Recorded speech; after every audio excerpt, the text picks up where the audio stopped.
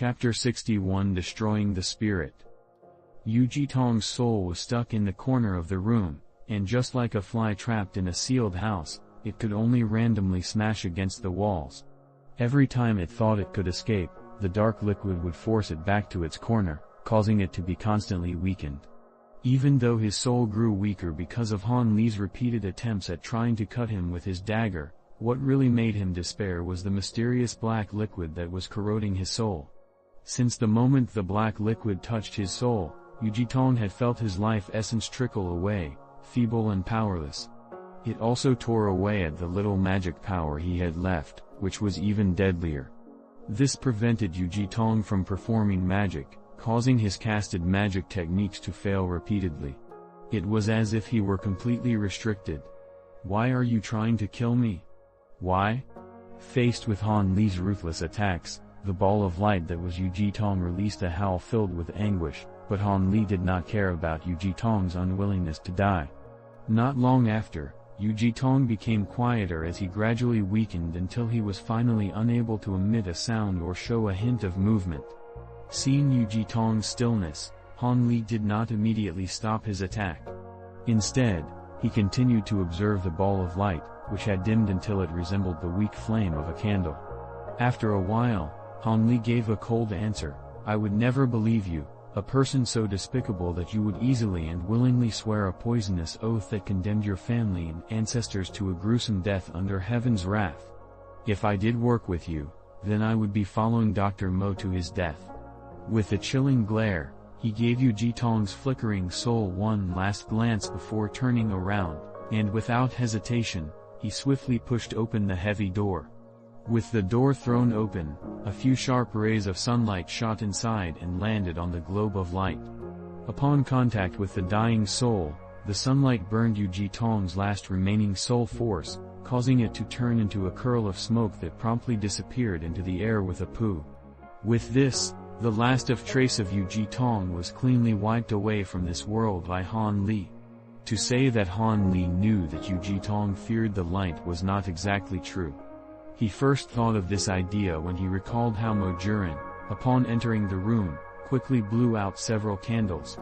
If he did not remember this event, then he would still be hacking at the globe of light to no avail, causing an immeasurable worry to arise in his heart.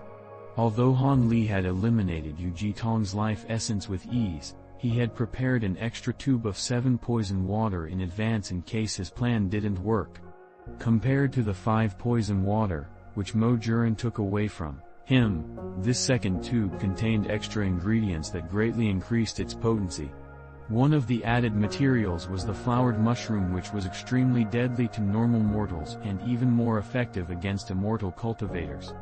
The effect of its potency could be seen in how Yu Jitong was unable to use magic, allowing his soul to be easily destroyed. This was the reason why Han Li splashed some 7 poison water on Yu Jitong's soul. From his research of a variety of legends, there was a visible trend that ghosts, monsters, demons, and the like are afraid of chicken blood, black dog blood, and other similar bodily fluids, so in this case, Han Li treated Yu Jitong as a ghost. By guessing randomly and through pure coincidence did Han Li manage to kill Yu Jitong. If Yu Jitong knew that his death was based on speculation, he would have died again from vomiting.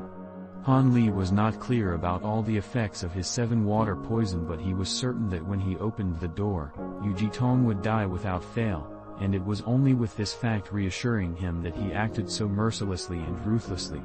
Now he was finally free and did not have to live a life of constant worry about a knife placed at his throat, nor did he have to be ready to flee at a moment's notice.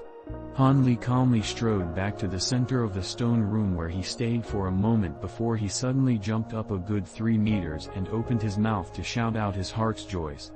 After he finished releasing his pent-up emotions, he finally returned back to the childish nature of a 16-year-old.